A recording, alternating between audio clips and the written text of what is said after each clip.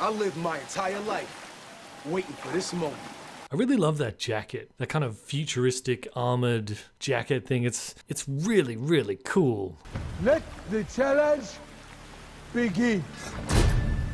And look at the face of Zuri there. He is being torn apart right now because he really cares about T'Challa. And T'Challa is now facing a pretty formidable opponent because of him. And it's his fault. And oh boy, is it tearing him apart inside. You can see that. That's great acting there by Forrest Whitaker.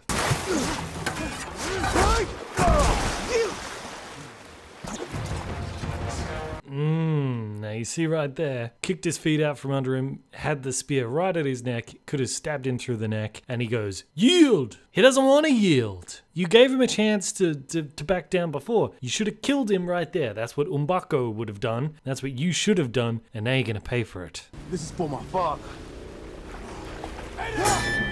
I am the cause of your father's death, not him. Take me. I'll take you both, Uncle James! No! Too late, Uncle James. You should have spoken earlier when you wanted to, but too late now, and I just love that line. I'll take you both, Uncle James. Like he knew all along. That's why I love this character. He's awesome. He's awesome. No! No! Sorry!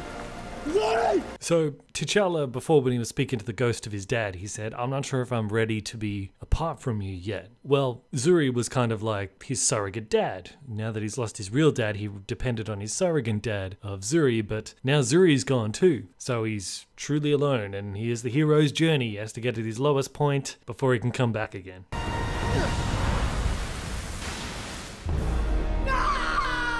And thus enters Marvel formulaic cliche number 564, the death fake out for the hero. How many times do we have to see a Marvel hero seemingly die, only to come back later in the film? Stop doing this. I understand you want to have him have to bounce back from a difficult time, but stop it! Stop doing the death fake outs! Really? I mean, how many death fake outs are we gonna have after the Infinity War Part 2 comes out? They're gonna bring back half the damn universe! Stop doing this! Ugh.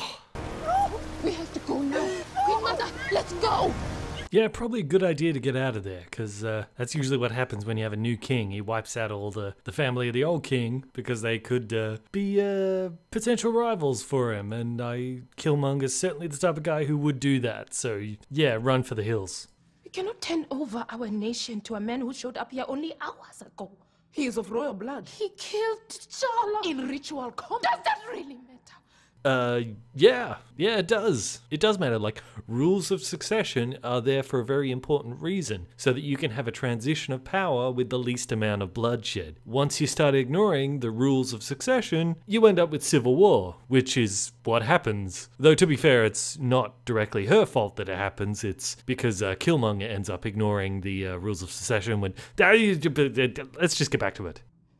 I loved him. Well, how come you didn't marry him then? Why did it take him dying, in air quotes, before you finally give a damn? No tears for me? Everybody dies. It's just life around here.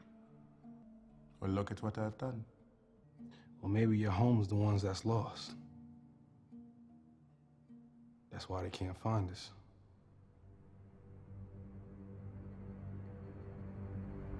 I like the interaction between Killmonger and his dad here, because his dad, he's fighting for this cause, but because he has memories of Wakanda, he remembers why he's fighting for it. He feels the anger, he feels the injustice, feels like he needs to do something about it, but his memories of Wakanda are sort of balancing him out so that he's not just consumed by his anger, whereas Killmonger, all he knows is this anger. He hasn't seen Wakanda before, so it's at least the way I interpret this is like when you're fighting for a cause, always remember why you're doing it. Otherwise you become like just like the Joker in The Dark Knight. Some men just want to watch the world burn. And that kind of does become Killmonger towards the end of this movie. I do wonder though, if his father had not died and he'd been able to be raised by his father, he probably would have lived to become the kind of leader that his dad here was hoping he would be. And I remember when I was watching this, I was on board with Killmonger for a really long time because I assumed that he wanted to become like the emperor of like all of Africa and just look after all black people, like the emperor of black people, kind of like the black version of the God Emperor in Warhammer 40k. So I was on board with that. I was like, yeah, I was like, take over Africa, use the technology, help everybody out. But then of course he goes in a more murderous direction, tapping into the anger that he has without the balance of home, of Wakanda. But we'll get back to that towards the end of the movie. Yeah, go ahead and burn all that. My king, we cannot do that. It is our tradition.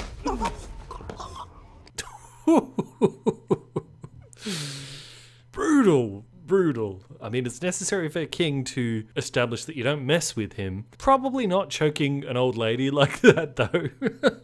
But T'Challa could use a bit of that. Like, he allows people to disrespect him a bit too much. He could learn a lesson from Killmonger here. Just maybe don't do it on old ladies. There you go, T'Challa. Okay, now, notice here she only takes one bud. Only one. And the rest gets burned. Save that in the back of your head, because that's going to be important for later. I know how colonizers think, so we're going to use their own strategy against them. We're going to send vibranium weapons out to our war dogs. They'll arm oppressed people all over the world, so they can finally rise up and kill those in power. Okay, now he says, I know how the colonizers think, we're going to use their own strategy against them. But that's not how colonizers think. Like, I assume by colonizers he means mostly British, right? That's not how the British did it. They didn't show up here in Australia and arm Aboriginals to overthrow. No, because there was nobody else. They just showed up and just shot everybody or let smallpox do it for them. If he were to learn a lesson from the colonizers here, he'd build up an army and invade America or whatever and just wipe them out with overwhelming firepower. Or, better yet, he'd weaponize some kind of virus, like a smallpox version, that would only target white people or something like that. You know, I mean, if he were really learning a lesson from the colonizers, this isn't the way to do it. See, the colonizers don't arm the oppressed, they oppress people. They are the oppressors. Just a bit of nitpicking. The sun will never set on the Wakandan Empire. Okay, so he doesn't just want Africa. He wants lots of places all around the world, presumably wherever black people are and are being oppressed, which would be mostly just Britain, Europe, America. I think that's pretty much it. Yeah. Okay. Yeah. So he says the sun will never set on the Wakandan Empire. That's also what they used to say about the British Empire. The sun never set on the British Empire. And this ties into what T'Challa says to him later, in that he says, when he says, I've learned from my enemies, and he says, no, you've become them. See, he could just be the savior of black people, but he is now an imperialist himself. The outside world is catching up, and soon it will be the conquerors or the conquered.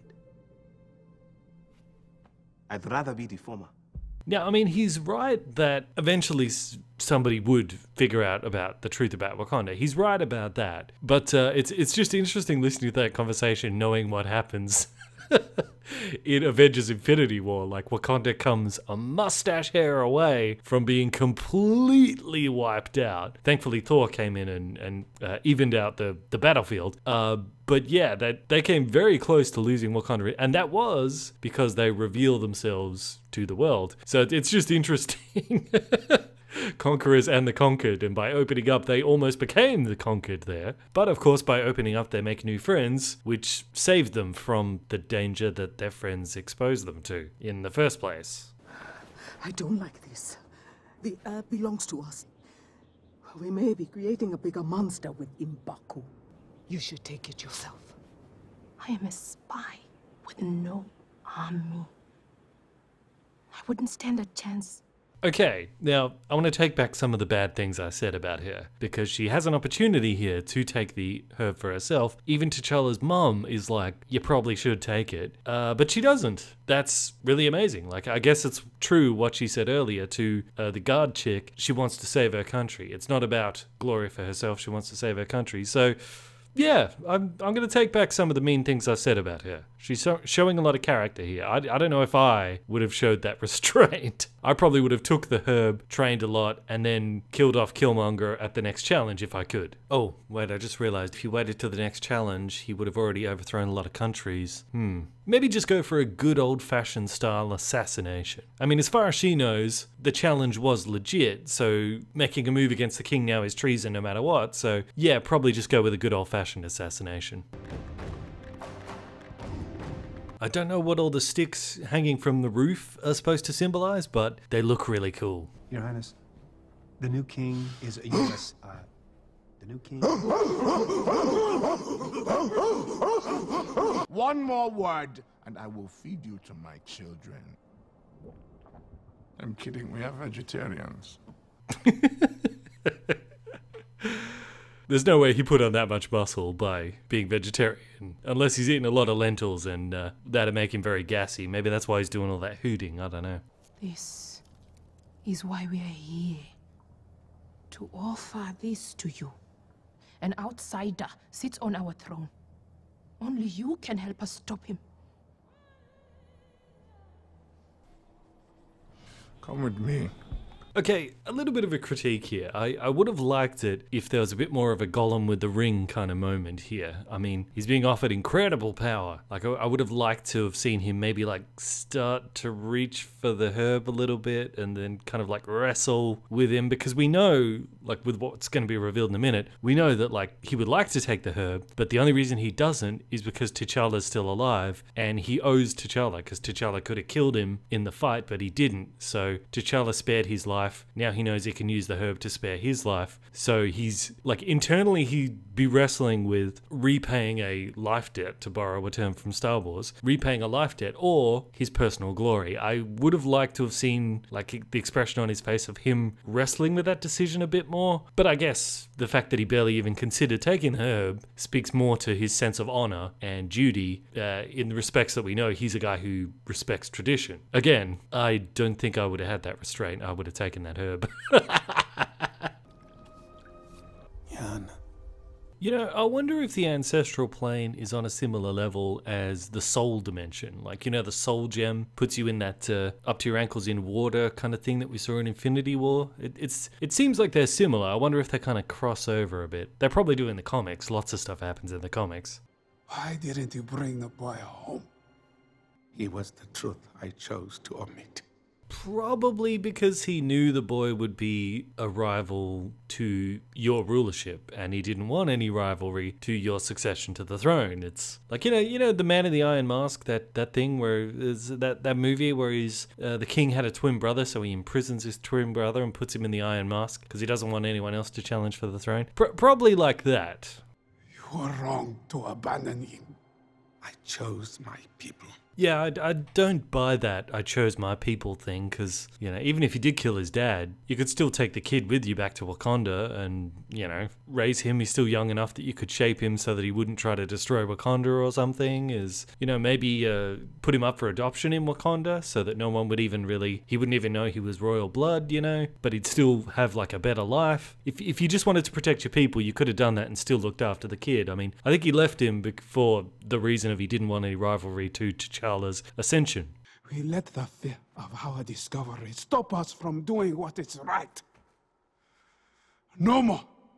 Yeah, but it's not so easy to determine what is right, is it? Every action has a bazillion different unintended consequences that we have no idea about. So it's very difficult to determine what is right, but it is very easy to determine what is good for your people. So that's probably a better guiding principle for a king to go by than what's right, because what's right can change depending on who's considering what is right. But what's good for Wakanda is generally always going to be just one thing.